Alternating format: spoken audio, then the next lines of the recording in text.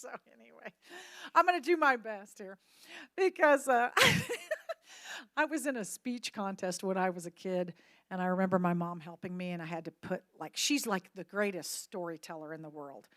And she puts in all these details and everything. And I'm like, get to the point. I'm like, I want to get right to the point. And so it's really hard for me when I was trying to write down something I wanted to share with you. And I'm like, I should have stories in here and stuff. I'm like, but that's just, I just want to like keep getting to the point. So anyway, so I apologize. Hopefully it won't be too dull. um, I watched this other lady speaking. She had like props and she was funny. And I'm like, oh, well, anyway, I'm just going to be me, okay? So I might kind of read this a little bit versus me just like talking. So anyway, so I wanted to share with you guys 2021, where do we go from here? So with all of the turmoil going on in our nation right now, I believe the devil's pulling out all the stops. And we're on the verge of a great revival in our nation. People are looking for hope and truth, and I believe we can be a part of the next great revival. But we must be prepared in order to fulfill our part. So, like I said earlier, I heard Kenneth Copeland say how 2021 was the year of the local church, and that's us. And so that's exciting to think that we can be part of that great revival. So preparing for that, and that's going to take place. How do we do that as a worship team at Charis Church in Shawnee, Kansas? Okay. So we have a good start, but as you heard earlier, we have a vision of taking our team to the next level. So first of all, we have to look at our attitude toward worship. If you look at somebody who's really gifted as a worship leader, chances are they've spent hours and hours behind the scenes working on their craft and spending time with the Lord. If you look at the example in the Old Testament, the singers and musicians that worked in the temple were called skilled musicians. Because sometimes I think people think, just anybody can get up and lead worship, if it's in their heart to do it. Well, it takes both, right, to be successful. We can't just be excellent in our skills and neglect our quiet time with God. On the other side, we can't just have the attitude that it's worship, God will make it all come together and sound good. I've heard that a lot. And for somebody like me that's like wants excellence, then I'm like, because I want it to be good, but at the same time, we have to have that attitude of worship and being alone with God at home and taking that time to spend time in worship with Him, so that what comes out of us when we're leading is what we've been hearing and feeding on at home during the week. So if you look at 2 Corinthians 9:6, it says, "My point is this, the person who sows sparingly will also reap sparingly, and the person who sows generously will also reap generously." This includes our time that we practice and the time that we spend in worship or in prayer. Let me ask you this. Has God spoken to any of you about preparing in some area? Learning a new skill, taking vocal or guitar lessons, spending more time in prayer and worship alone with Him, getting a better understanding of music theory. Most of these things take time to learn, and they don't happen overnight. So you've probably heard the saying, the definition of insanity is doing the same thing over and over and expecting a different result. Have you heard that? So you really have to want it. I was given a guitar when I was a teenager, and I tried it, and it was so painful that I gave up. And I did not try long because I was like, this hurts, so I just didn't even try it. And so last summer, I decided that it was time for me to try again. God had been telling me to prepare myself for the place into which I felt He was calling me. And I didn't have a lot of money, so I looked on Craigslist, and I found this new guitar, case, accessories. I got like the whole thing for $150. And so it was a great deal. And it was like a brand new guitar. She had bought it, never used it, kind of like I did back in junior high. So then the work began. I had to force myself to work through the pain in my fingertips. I had to really want to play. And I would play a chord, and I'd stop. I'd rub my fingers. Then I'd play a chord, and I'd rub my fingers. That's how bad it hurts, when you first start playing, because there's no calluses. And as you build up those calluses, it's a lot easier. But man, anybody who's starting out, if you can work past that pain, then you can keep getting better. So anyway, it was slow, but in hindsight, it didn't really take that long before I was playing a song. And I remember coming down, playing a song for my mom. I'm like, listen to this, So I was all excited because I could play something. But the word says that we need to take our vision and break it down into attainable goals. Like Habakkuk 2:2-3 says, and then God answered, write this, write what you see. Write it out in big block letters so that it can be read on the run. This vision or message is a witness pointing to what's coming. It aches for the coming. It can hardly wait, and it doesn't lie. If it seems slow in coming, wait. It's on its way. It will come right on time. Isn't that that's a good verse. That was the Message version. Yeah. And so we set ourselves up for failure if we don't make it specific. In order to make changes and reach our dreams, we have to be willing to make new habits. We have to be specific with our goals.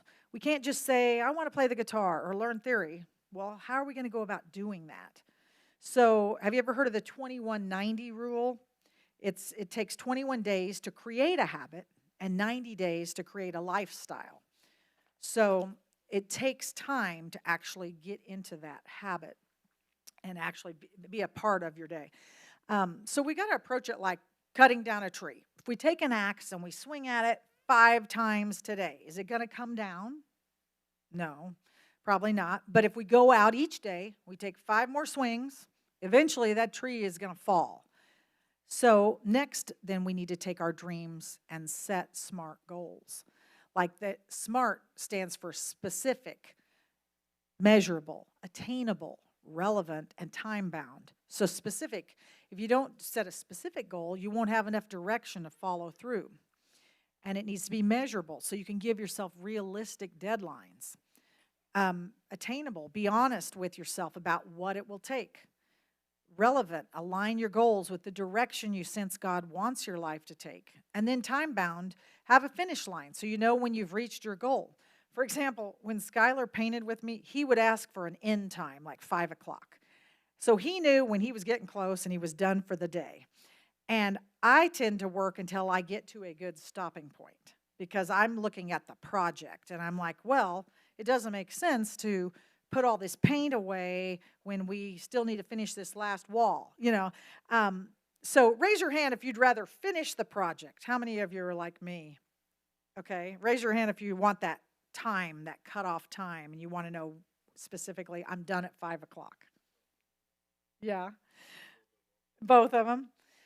So neither one's necessarily wrong. Either way, you give yourself a finish line so that you know when you've met your goal. So if you write and review your dreams and goals, there's something so powerful about writing it down and putting it in front of your face.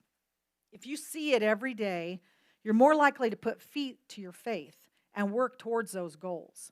Use pictures and images to see yourself doing what's in your heart to do. You might try like hanging pictures, prophecies people have given to you, words to encourage yourself on the mirror in your bathroom so you see it every day, like practice guitar today or whatever your goal is. You have that in front of you every day so it's reminding you.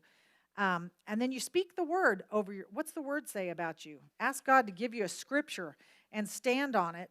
So when it gets rough and you feel like you're not getting anywhere, you see that scripture and you remember what he told you to do. And you remember that, what's that long-term goal that you have? So you break it down into smaller pieces. And also for sensing, I just had this in my heart too, for sensing and believing that God's about to bring revival to our city, we need to prepare ourselves for it. What does that look like? When I was a kid, the Jesus People movement was going on and hippies were getting saved and they were flooding into our church. And it got so full that we had to sit out on the lawn for church. They'd open the front doors and we'd be like sitting out on the lawn. The hill went down like this and then the doors and then you could see in there. Logistically, things had to be considered. I'd like us to think for a moment, what would it look like for revival to come to Charis Church in Shawnee, Kansas?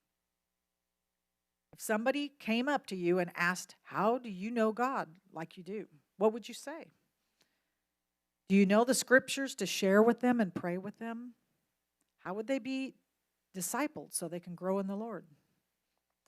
Are we ready musically and vocally in the tech booth to minister to those new converts? I believe God will bring us the number of people for which we prepare. So let's be in faith and at the same time do our part to be ready. I'm so excited to see where God takes us with that. And I asked the pastor if he had like anything to kind of help us prepare. And he brought these, where are they? Here they are. This was kind of like some handouts that he had. These are like if somebody came up, there's like an interview. I haven't read through this yet. But if somebody needed you to pray with them, this kind of gives you, it's just a laid out version of what you could say or do. So would somebody want to hand these out for me? Okay. So hopefully that'll be helpful. But, we just want to be in faith, and you can't just be in faith for something and not prepare for it either, So we just need to be thinking, do I know how to lead somebody to the Lord? Do I know if they asked me how about my faith? What would I say? Where are those scriptures? Do I know how to go to Romans 10, 9 and 10, and show them in the Word? This is how you get saved, So anyway, I just want to encourage you to kind of prepare yourself for that. And then the other thing I wanted to share too is I just received an email from Worship Online, and it's called Over 150 Ways to Improve as a Worship Musician, Worship Vocalist, and Worship Pastor. And you can click on these different articles from like generic musicianship development, like learning to play by ear or how to practice a difficult part, to specific articles for your instrument. So they include videos to help you. So they're like little articles, and then they'll have videos in there. So I think it would be really helpful. You can just click on whatever you really want to work on. So I'm going to share that link with you. And it is, let me go in my email real quick here, and I'll give it to you. I could actually just send this when I get home to the whole email list is what I could do. I'll show you if I can find it. Start it. Well, my email will not go any further. Okay, well, anyway, what I'll do is I'll just send it to you, but I think you guys will like it because, everybody's at a different place and everybody wants to work on something different. And so it's really going to be helpful. It's really nice because it's like totally free. They're just send it to you and you can just watch stuff, bass playing or whatever. So anyway, what else did I want to share with you? Okay. So one other thing, this is just kind of fun. This is more practical. Tips for a better live stream. So I'm sitting here, okay, because like I said, I'm like the reformer person. So I sit here and I look at everything, and I look at the room, and I look at the stage, and I look at how people move, and, not just how you sound, but what it looks like, So I'm watching the live stream, and I start writing down things. I'm like, and I would encourage you guys to watch the live stream because that's the best way to improve our part of the service is for us to watch and listen to ourselves on a regular basis. So, like, watch your own movements. Do you look like you're praising or worshiping? Are you a good example to the congregation of how to physically worship? Are you moving, jumping, bowing down, raising your hands, smiling, engaging with the people? All of those things. Whatever is comfortable for you, I want you to be yourself, but also be thinking about, I'm leading the people, and they're going to do what we do. If we're timid, then they're timid. If we're excited, then they get more excited. So we are their leaders. So watch yourself on there and see, am I nervous? Am I sitting here pulling on my shirt? Whatever it is. And then listen to ourselves. And I know we're working on the audio on there, so that's still getting better. But right now, it's a little rough. But we'll get there. So if you can hear yourself on there, then you can critique yourself and say, hey, I did great on this part. This part needs some work, And then you can watch other churches' live streams for inspiration. But when I was looking at the live stream, I'm noticing things. Okay, so like if you look up at the stage right now, a lot of what's up here, you're going to see on the live stream. Doesn't look so good, okay? So like the cups, the papers sitting on the sign up there, there's like music, There's music thrown on the floor. If you need a water bottle, that's fine. But like, try to take those items with you when you leave the stage after the set. And then it's going to look cleaner while the pastor's speaking. Because that's the thing. When we're all up there, it's not quite as noticeable. But then when he starts speaking, you're watching him and you start noticing all these other things. And it gets distracting, right? So, like, I noticed the music stands, if we can move those away from the drum cage after our set so they're not reflected in that plastic behind the pastor. And then, like, don't leave all those little lights on. All those little lights, it runs down the batteries for one thing, but it can be a distraction. And then when we leave, we should leave by the stairs closest to where you're standing. So we minimize distractions behind the pastor because he comes up and starts speaking. And then you see people like milling around, and one person's over there and they walk off stage that way, and then somebody else comes that way, and it's just like, oh, what in the world? So you're missing like half of what he's saying for the first 5 minutes while all that's going on. So if we can just be more discreet, go off the side you're on, keeping the cords neat, all the stuff just on the floor. Some of that doesn't show up on live stream, but people see it in here, and it can look really messy.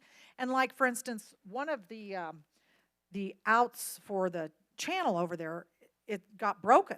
And it's probably from the cords getting tangled, somebody stepping on it, so the neater we keep all of that, then we're going to not have tech issues where something's not working because somebody stepped and pulled it out, because now that has to be repaired. Well, it probably, we just got kind of a tangled mess going on over there, And so if somebody stepped on it and yanked down on that, then all of a sudden that channel doesn't work, So we just need to be careful because that stuff's expensive. And then whoever plays at the end of the service needs to go up on the side of the stage where their instrument is. So like if Robert's playing or I'm playing or whoever, if we're sitting over here and we're going to play over there, we probably ought to go. It's really hard in this room because there's not any there's no back hallways, there's no backstage, but just try to think of minimizing distractions as much as possible. If you can go around the back and come up these stairs to play over here or whatever, that would be good. The tech crew, I was going to talk to you guys real quick in the tech. If you guys, I don't know if there's any way you can adjust the lighting to reduce the reflection in the drum cage.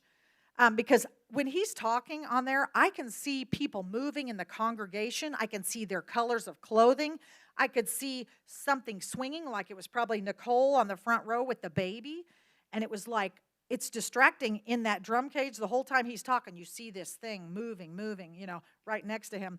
So I don't know if there's anything we can do about that. If we can, adjust the lighting, put something up. I don't know. It's just something to think about. We can also add flesh gels to these lights so that it's not quite so bright white if we wanted to do that. That'd be pretty easy. Because like the skin tones look pretty good until it gets pretty close, and then it's like really harsh. Also, Ed, I was going to ask you guys, I don't know if this is even possible, but if we have an extra channel, I'd love to add like the ambient mic to pick up the congregation on our live stream a little. That's something to think about. Anyway, so those were all my thoughts just when I was watching the live stream. So I'd encourage you to watch it and just see what you notice, and if there's something that, doesn't look good, or, we can always work on that. So, but that's basically all I wanted to tell you guys, and I just wanted to ask you to just look at the end result of what you desire and work your way backwards. What needs to happen for you to say 2021 was a great year, okay? So anyway, okay, so what we're going to do now is we are going to, let's see here. We're going to take a break for just a minute if anyone needs to use the restroom. And then we're going to come back and we're going to play a quick game, okay? You guys ready for a game since you just ate so nobody falls asleep on me? Okay. All right, so 5 minutes and we'll be back here. Let's see, what time is it, 1:13? Hey, we're doing good. I'm on my schedule.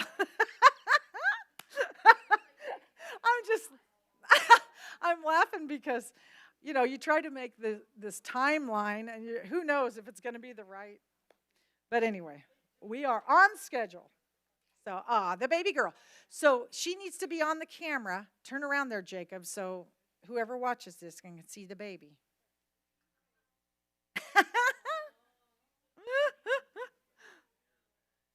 Shiloh.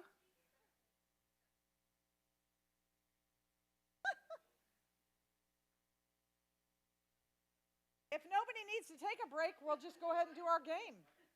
No, you want to just go? Go for it? Okay. All right, so here's our game. What we're going to do, let's see if we can we need to get like in a circle or something. Can we, these chairs are hooked, aren't they? What's the easiest? You guys want to we could just pull a few chairs around here and make a circle? Yeah, okay.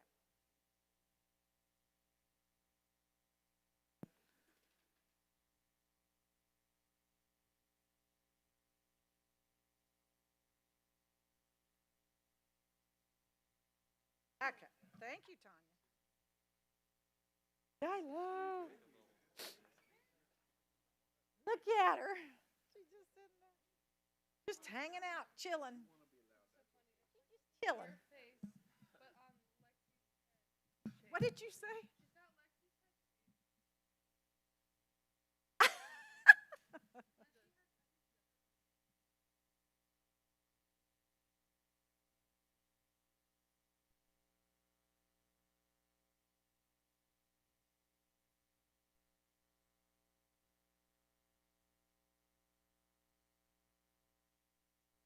He goes, I don't remember. Well, when he was like 10 or something, he had long hair and it was curly. Yeah, so I think he had curly hair. Oh, was it straight when he was a baby? I can hold her. I'll be glad to hold her. I do. She can. Okay, say hello. Say hello in the microphone. Say hello. Squeak, squeak.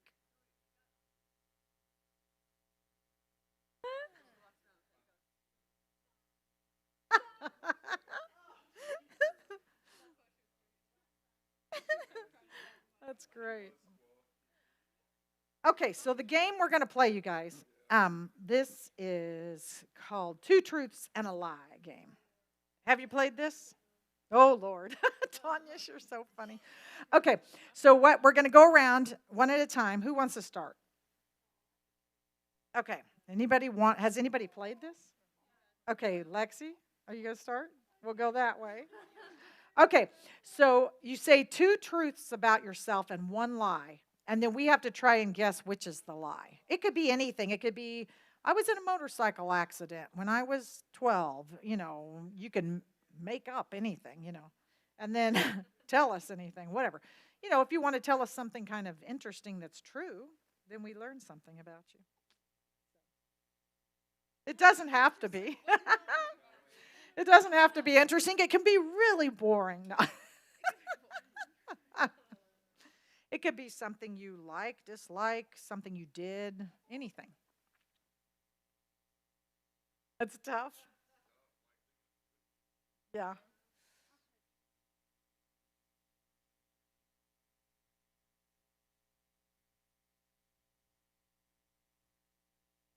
What?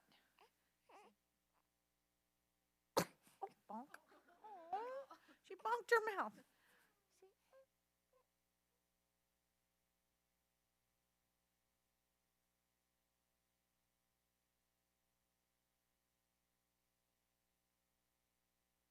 Yeah, when you're not a liar, that's a good thing. So we're playing a game, Brandon, where it's two true. Oh, you did. Okay, good.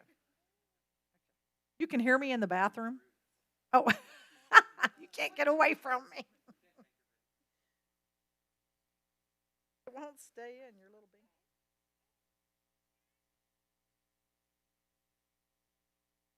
She doesn't want that thing. She's fussing when I try to put it.